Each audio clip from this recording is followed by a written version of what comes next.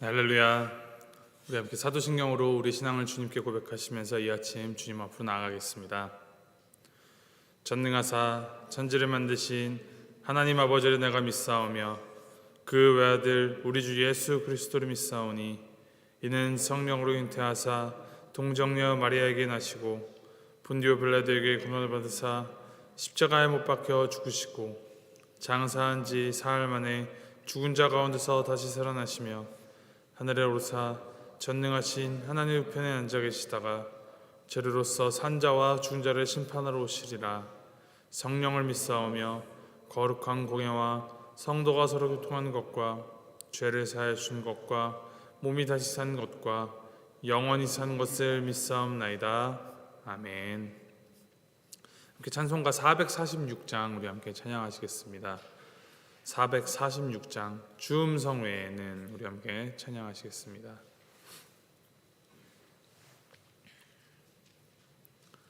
찬송가 446장입니다.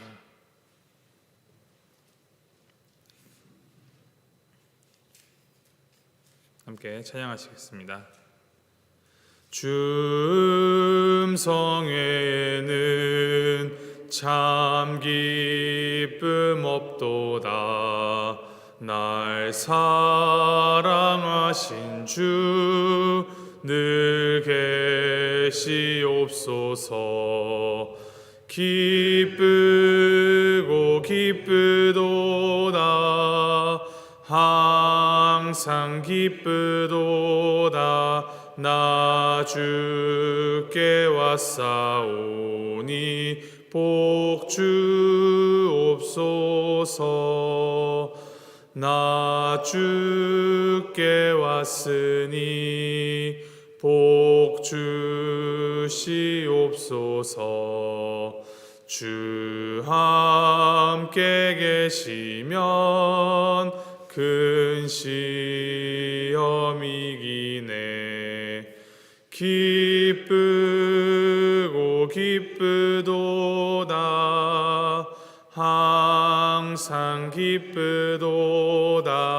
나 주께 왔사오니 복 주옵소서. 주 떠나가시면 내 생명 헛되네. 기쁘나 슬플 때 늘 계시옵소서. 기쁘고 기쁘도다. 항상 기쁘도다. 나 주께 왔사오니 복 주옵소서. 그 귀한 언약을 이루어 주시고 주 명령 따를 때 늘 계시옵소서. 기쁘고 기쁘도다. 항상 기쁘도다. 나 주께 왔사오니 복 주옵소서.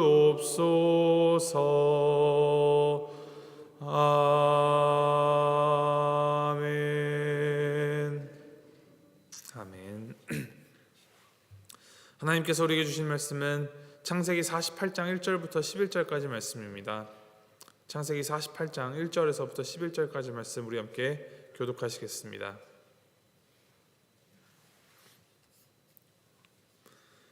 창세기 48장 1절에서부터 11절까지 말씀, 제가 1절 말씀 읽도록 하겠습니다. 이 일 후에 어떤 사람이 요셉에게 말하기를 내 아버지가 병들었다 하므로 그가 곧 두 아들 므낫세와 에브라임과 함께 이르니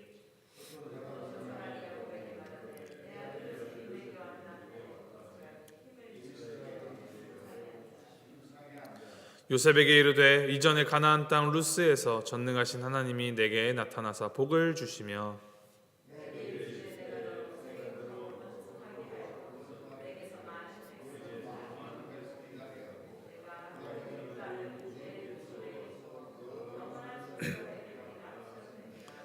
내가 애굽으로 와서 내게 이르기 전에 애굽에서 내가 낳은 두 아들 에브라임과 므낫세는 내 것이라.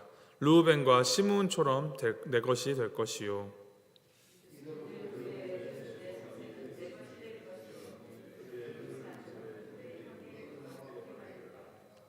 내게 대하여는 내가 이전에 밧단에서 올 때 라헬이 나를 따르는 도중 가나안 땅에서 죽었는데 그것은 에브랏까지 길이 아직도 먼 곳이라. 내가 거기서 그를 에브랏 길에 장사하였느니라. 에브랏은 곧 베들레헴이라.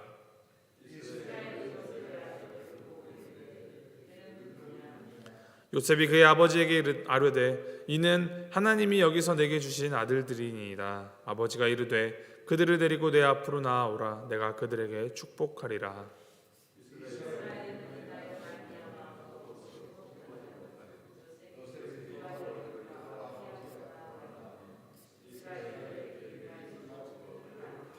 (11절) 함께 읽겠습니다. 요셉에게 이르되 내가 내 얼굴을 보리라고는 생각하지 못하였더니 하나님이 내게 내 자손까지도 보게 하셨도다. 아멘.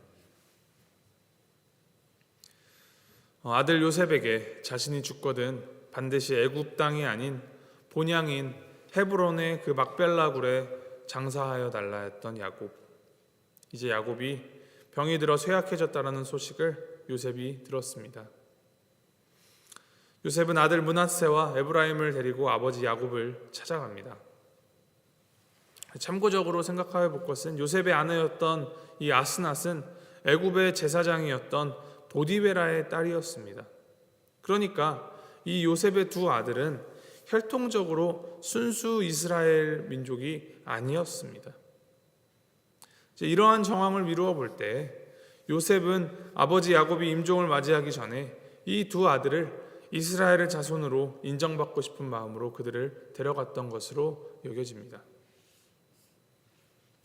3절과 4절에 보면 야곱은 아들 요셉에게 과거 루스, 베델에서 전능하신 하나님께서 자기에게 나타나 영원히 소유할 땅에 대하여서 또 많은 민족을 약속하신 것에 대하여서 말해줍니다. 생육하고 번성하게 하신다라는 이 약속은 첫 사람이었던 아담에게 주셨던 하나님의 축복이었고 또 아브라함에게도 주신 그 약속의 연장선에 있는 것입니다. 즉 아담에게 하셨던 하나님의 약속은 중간에 끊어지거나 약속의 대상인 인간들의 죄로 인하여서 중단되지 아니하고 아브라함을 통하고 또 야곱을 통하여서 이후 약속의 후손을 통하여 그 약속이 신실하게 이루어지고 있는 것을 보여줍니다.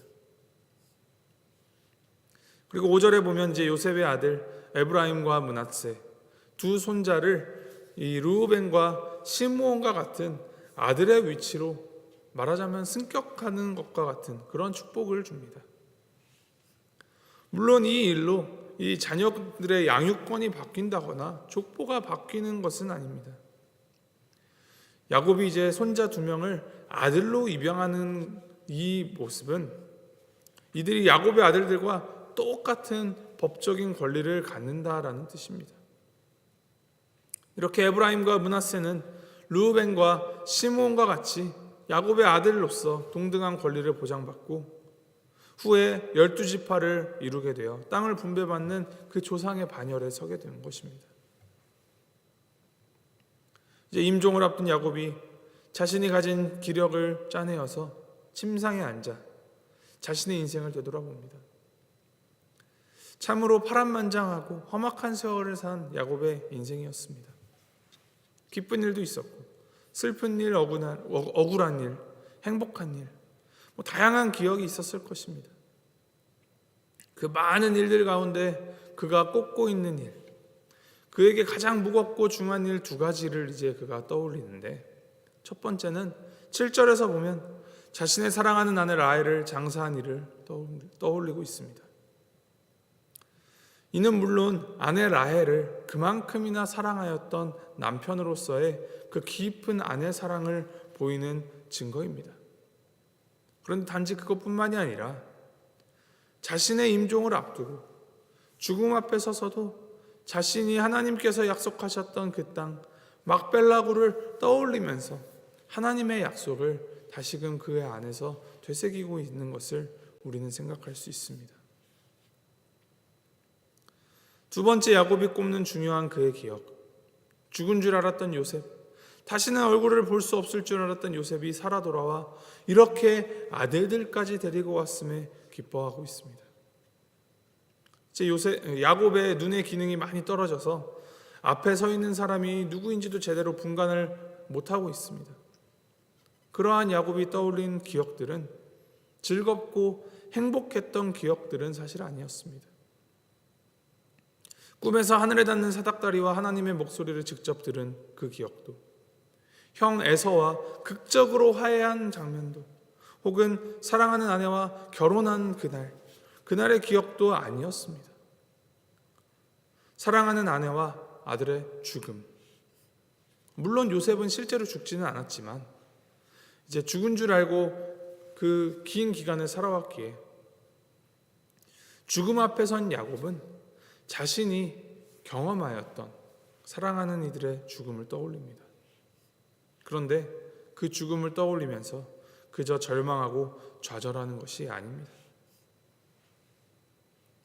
9절에 자신의 아들들이라 말하지 않고 하나님이 여기서 내게 주신 아들들이라 라고 이 므낫세와 에브라임을 소개하는 요셉의 말 속에서 또한 그 아들들을 축복하면서 11절에 하나님이 내게 내 자손까지도 보게 하셨도다 라고 고백하는 이 야곱의 말 속에서 야곱은 절망과 좌절이 아니라 여기까지 자신을 인도하시고 함께 하신 하나님의 은혜를 떠올리고 있습니다.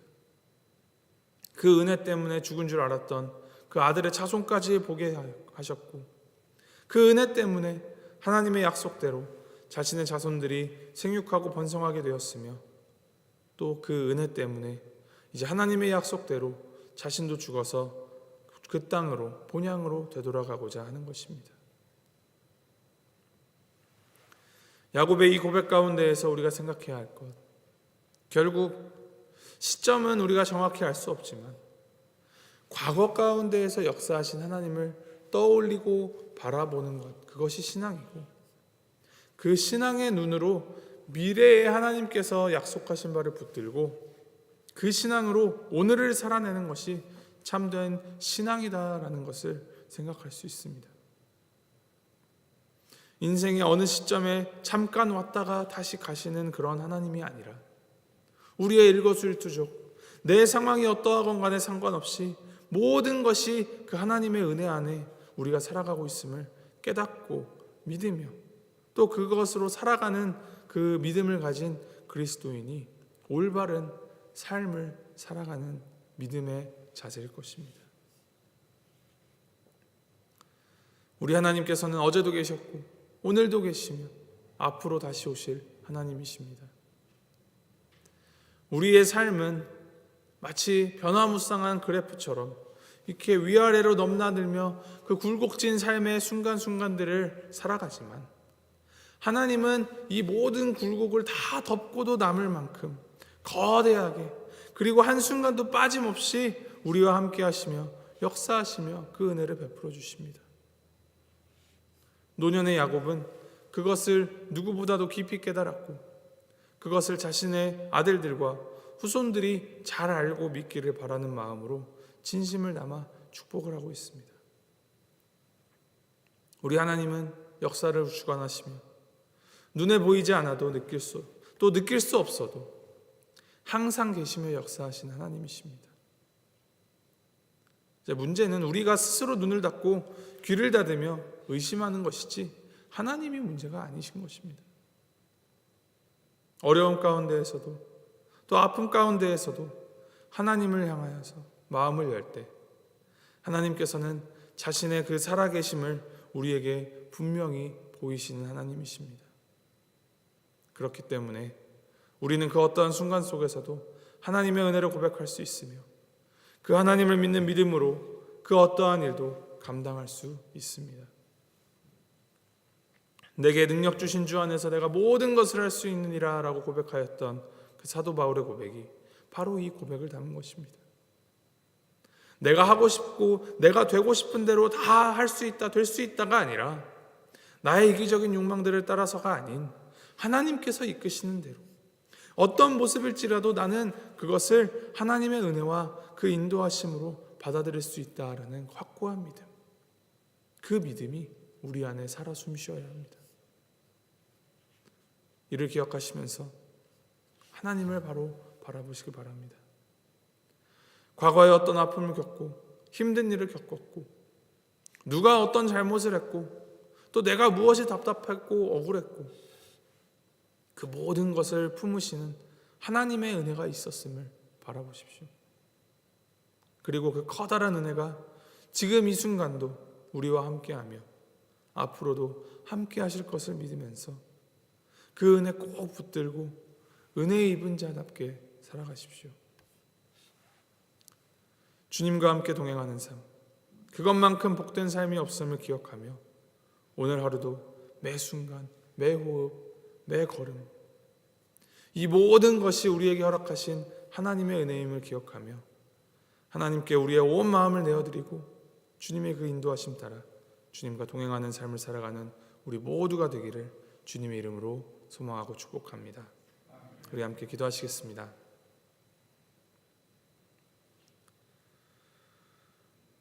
하나님 아버지, 야곱이 인생의 고난과 그 나그네 인생의 그 모든 순간 가운데 하나님께서 은혜로 함께 하셨으며 그의 모든 순간들을 통하여 성숙의 자리로 가게 되는 것을 묵상하게 하시니 감사드립니다. 하나님의 뜻에 합당한 인생, 하나님의 마음을 아는 인생, 그러한 인생으로 우리가 성숙해져 가고 영그러져 가는 살아있는 믿음의 삶 살아가도록 주님 우리를 인도하여 주시옵소서. 어떠한 상황 가운데 닥치더라도 날이 갈수록 더욱 매일매일 하나님을 더욱 닮아가고 하나님을 알아가고 더욱 굳게 믿는 우리가 되도록 주님 인도하여 주시고 우리의 삶을 주관하여 주시옵소서. 모든 순간 주님의 손에 있음을 의지하며 나의 뜻이 아닌 하나님의 뜻을 따라 살아가는 우리가 되길 소망합니다. 주님의 동행하심을 항상 기억하고 그것을 우리의 삶으로 드러내 보이는 우리가 될 수 있도록 인도하여 주시옵소서. 감사드리며 우리 주 예수 그리스도의 이름으로 기도하였습니다. 아멘. 하늘에 계신 우리 아버지여, 이름이 거룩히 여김을 받으시오며 나라의 마옵시며 뜻이 하늘에서 이룬 것 같이 땅에서도 이루어지이다. 오늘날 우리에게 일용하시길 주옵시고 우리가 우리에게 죄 지은 자를 사하여 준 것 같이 우리의 죄를 사하여 주옵시고 우리를 시험에 들게 하지 마옵시고 다만 악에서 구하옵소서. 대개 나라와 권세와 영광이 아버지께 영원히 있사옵나이다. 아멘.